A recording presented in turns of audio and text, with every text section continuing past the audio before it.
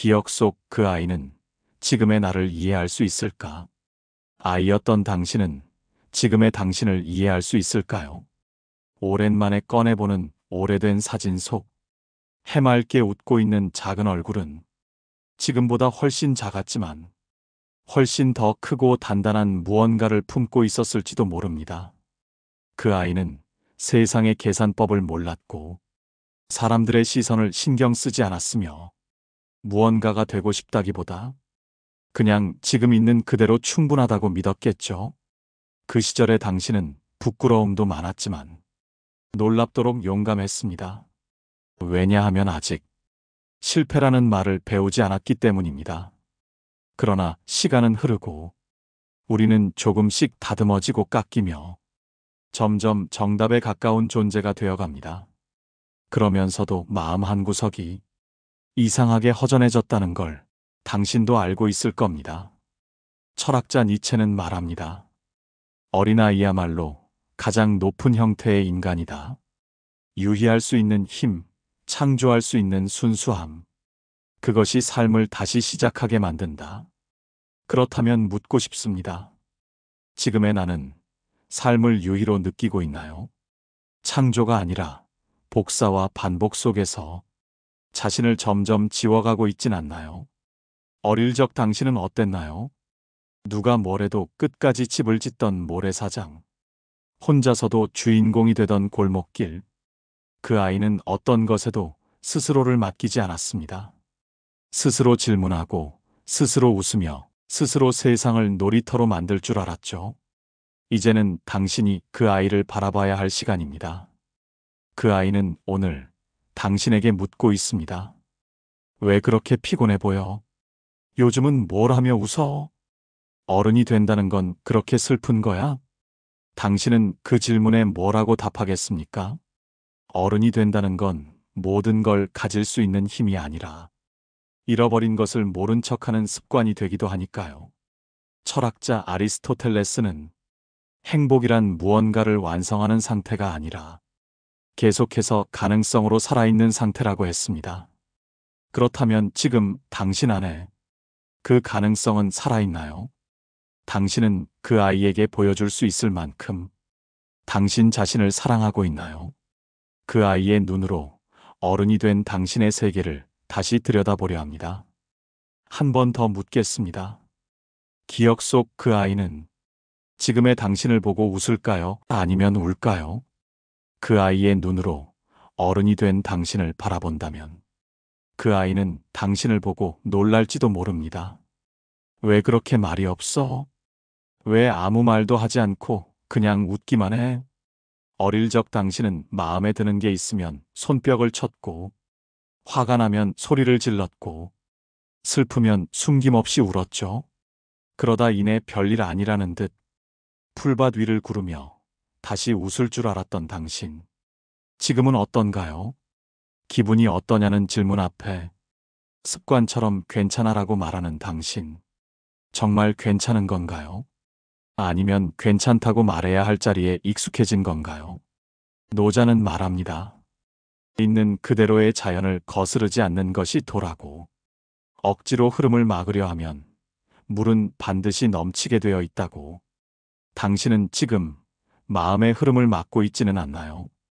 눈물이 고이면 흘려야 하고, 속이 답답하면 꺼내야 하고, 사랑이 샘솟으면 표현해야 하는데, 왜 그 아이가 가졌던 그 단순한 감정들을 당신은 이제 숨기고 있는 걸까요?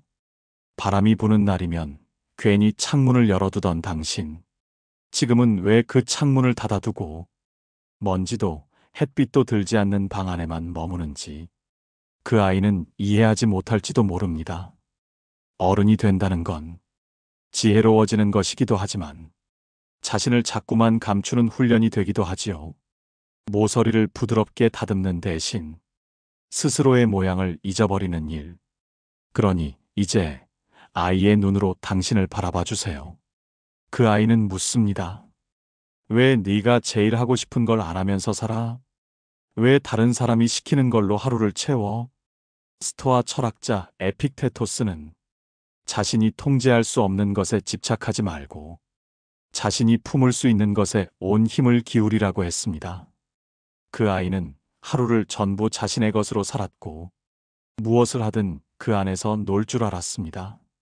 그 아이에게 시간은 흘러가는 것이 아니라 마주치는 것이었고 사람은 무서운 존재가 아니라 궁금한 존재였으며 내일은 걱정이 아니라 설레는 이야기였습니다. 당신은 그 마음을 기억하나요? 마음이 이끄는 대로 걷던 그 걸음, 무릎이 까져도 다음 날 또 달리던 그 다짐. 지금 그 아이가 묻고 있습니다.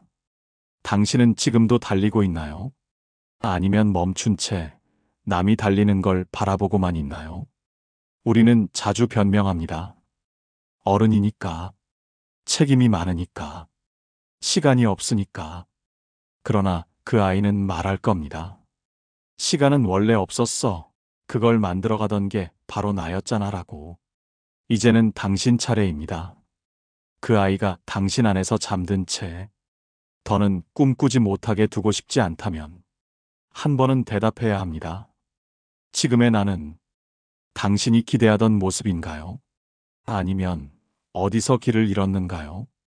당신이 무언가를 처음 좋아하게 된 순간을 기억하시나요?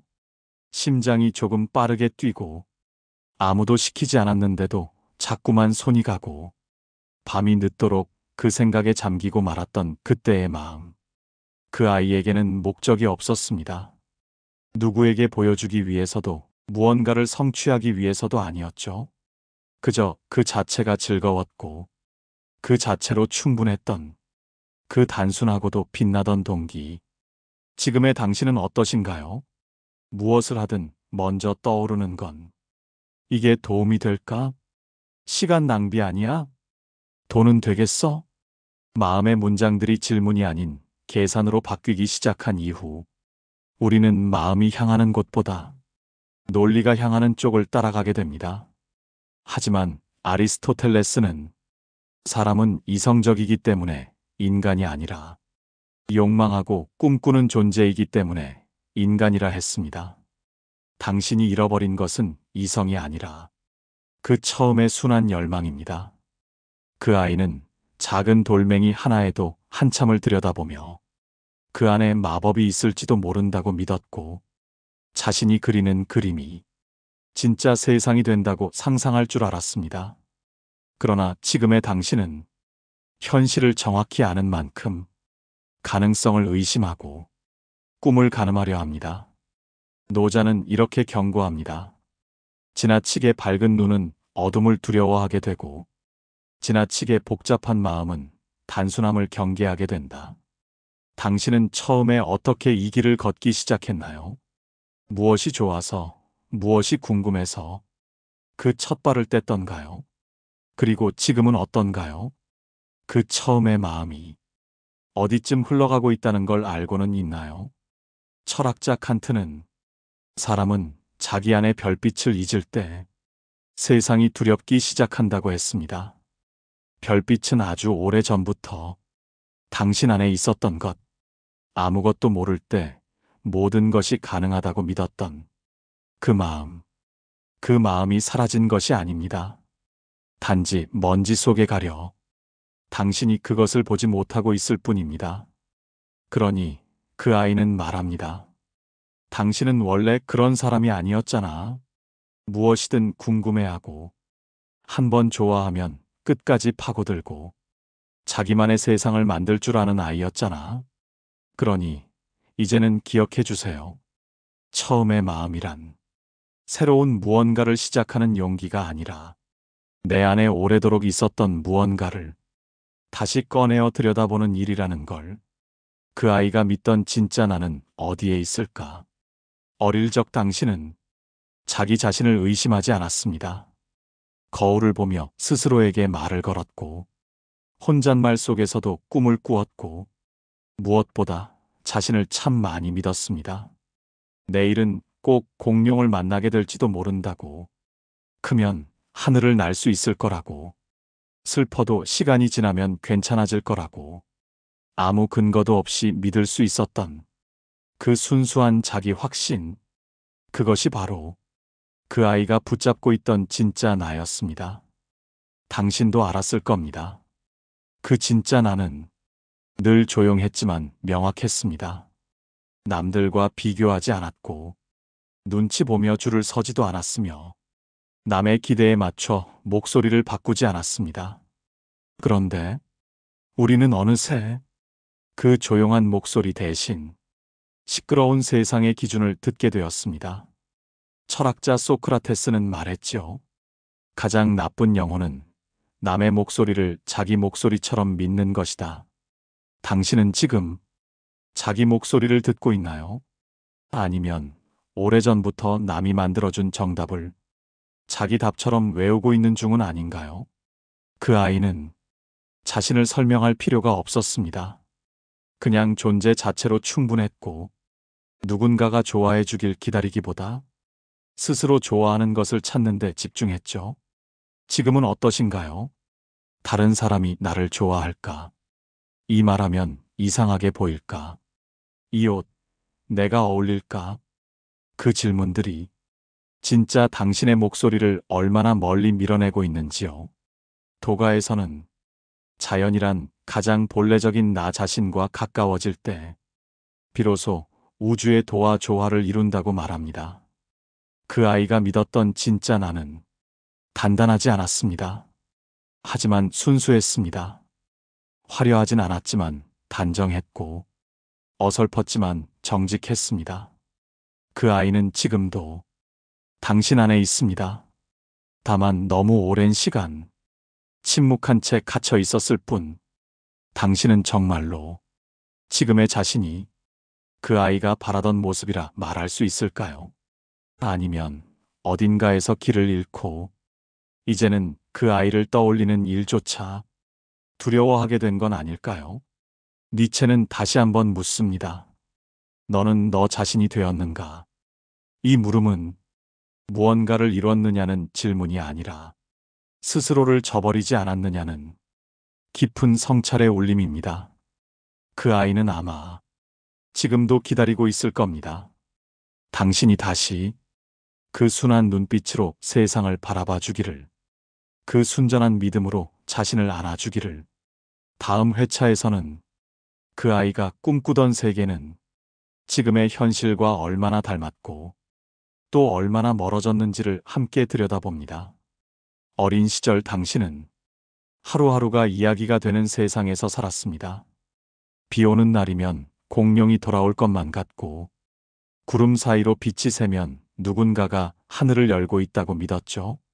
아무것도 갖고 있지 않아도 세상은 충분히 풍성했고, 손에 잡히지 않아도 상상만으로도 가슴이 벅찼던 그 시절, 그 아이는 세상을 무섭고 복잡한 것으로 여기지 않았습니다.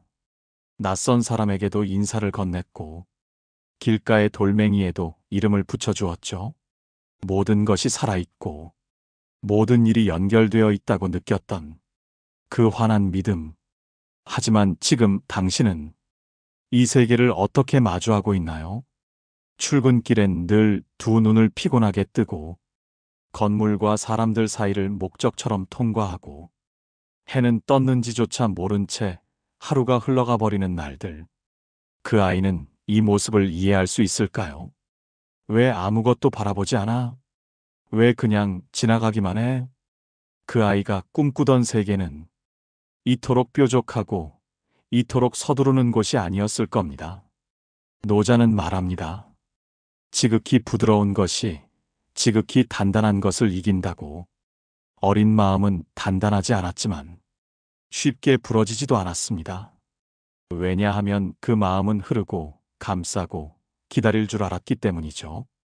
그 아이가 바랐던 세계는 누가 더 잘났는지를 따지기보다 누가 더 많이 웃고 누가 더 많이 상상하느냐를 중요하게 여겼던 그 따뜻하고 느슨한 공간이었습니다.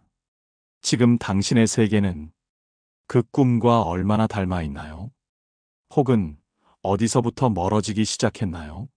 스토아 철학의 세네카는 삶이 우리를 속이는 것이 아니라 우리가 스스로 삶을 좁혀버린다고 했습니다. 당신은 혹시 삶이 좁아서 숨이 막히는 게 아니라 마음의 여백을 닫아버린 채 달력만 채우고 있던 건 아니었을까요? 그 아이는 기다립니다. 당신이 다시 세상을 두려움보다 궁금함으로 바라보기를, 속도보다 방향으로 걸어가기를. 그 시절, 별을 세며 잠들던 밤, 어디선가 바람 소리와 함께 이야기가 들려오던 그 느낌, 그 낡은 감각이 지금도 살아있다면, 그건 당신 안에 그 아이가 여전히 깨어있다는 증거입니다. 세상이 어지럽고 사람들 마음이 각박하다 해도 그 아이가 꿈꾸던 세계는 바깥이 아니라 바로 당신 안에 있었음을 기억해 주세요. 다음 회차에서는 그 아이가 한때 그렇게 원하던 어른이 된 나는 왜 지금 외롭고 피곤하게 느껴지는지를 함께 나눠보겠습니다. 어른이 된 나는 왜 이토록 외롭고 피곤할까? 당신은 한때 어른이 되는 걸 기다렸습니다.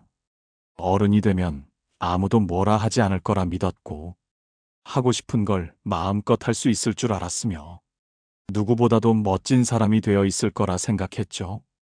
그 아이는 그렇게 어른이 되는 날을 꿈꿨습니다. 더 크고, 더 높고, 더 멀리 있는 어딘가에 자신의 진짜 모습이 있을 거라고 믿었던 거죠.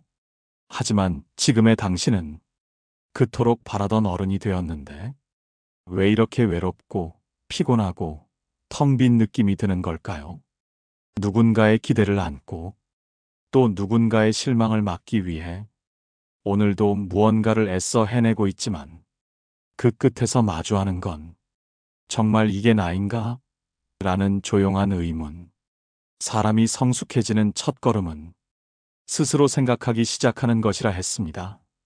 그러나 당신은 언제부턴가 자신의 생각보다는 다른 사람의 판단을 먼저 걱정하고 있진 않나요?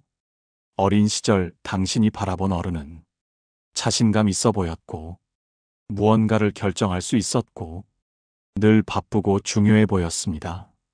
그런데 지금 당신이 어른이 되어 보니 그 모든 것들이 사실은 불안 위에 세워진 것임을 알게 되었죠. 자신감은 눈치였고, 결정은 타협이었으며, 바쁨은 외면이었습니다. 그 아이는 지금의 당신을 보면 조금 당황할지도 모릅니다. 왜 이렇게 혼자서 다 하려 해? 왜 이렇게 아무한테도 안 기대?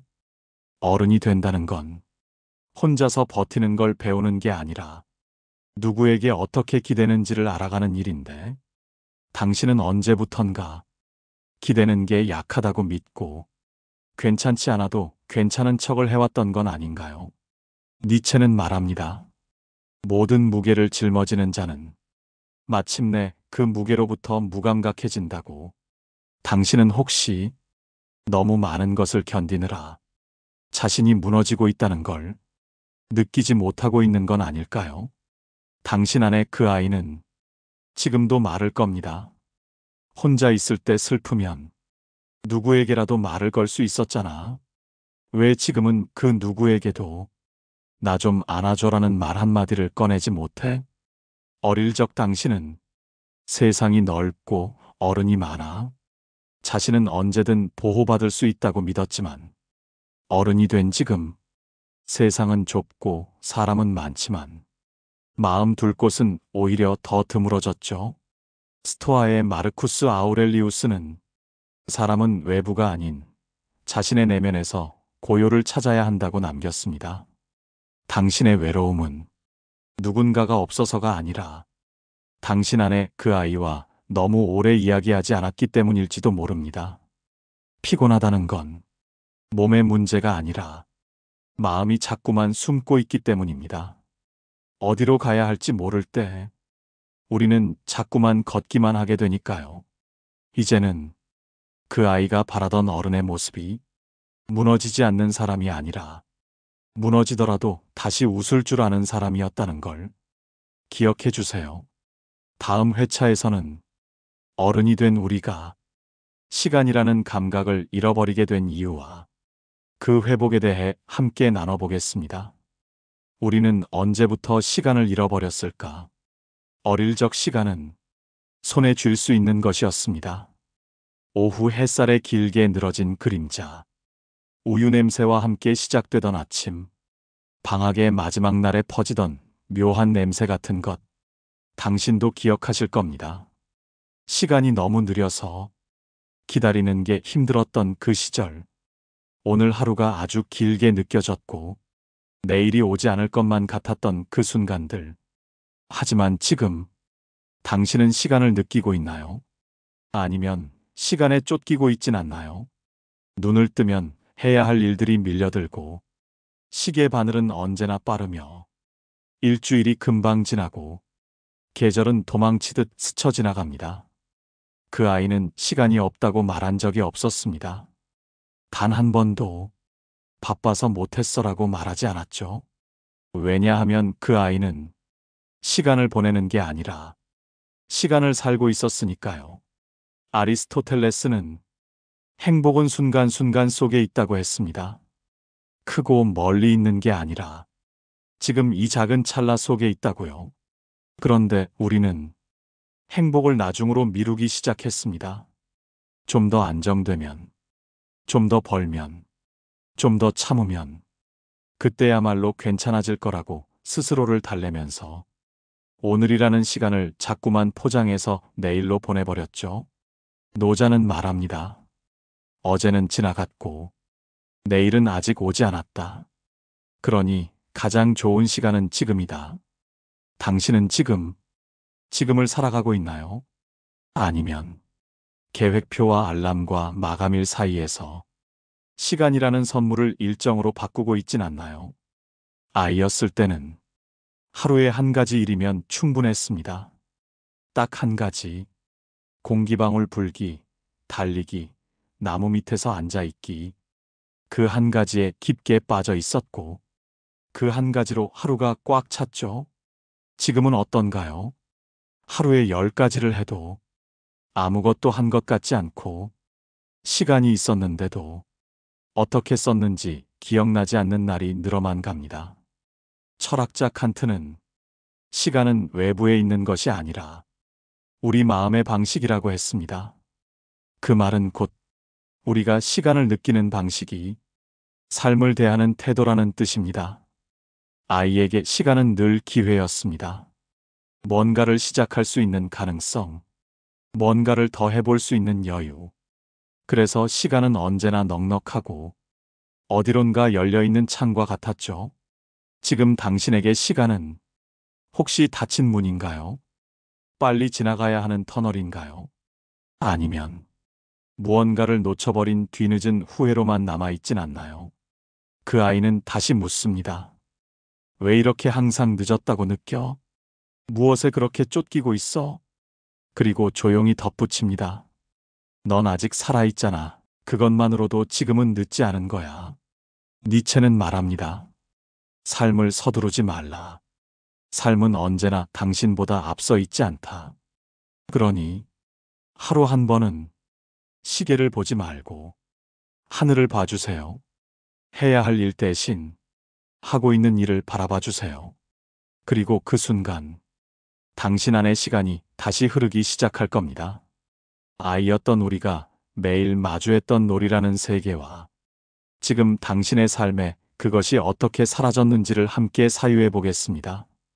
그 아이는 왜 매일 놀 수 있었고 우리는 왜 더 이상 못 노는가? 당신은 기억하시나요? 햇살이 조금만 따뜻해도 운동장 끝까지 달려나가 돌멩이 몇 개로도 하루를 채우던 날들. 줄 하나만 있어도 땅 위에 선을 그으면 그게 세상이 되고 돌 위에 앉아 바람을 느끼는 것만으로도 마음이 벅차오르던 순간들.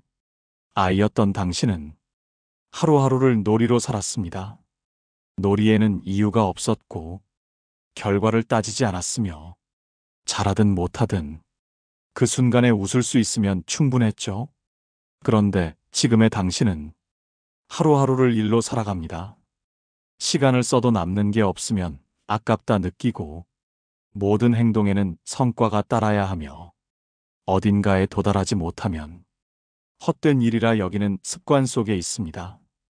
언제부터 우리는 재미있다는 감정에 죄책감을 느끼기 시작했을까요? 쉬는 시간을 낭비라 부르고 웃음 속에 유익함이 없으면 불안해졌을까요? 니체는 말했습니다. 진정으로 성숙한 인간은 놀이하는 아이와 같다고.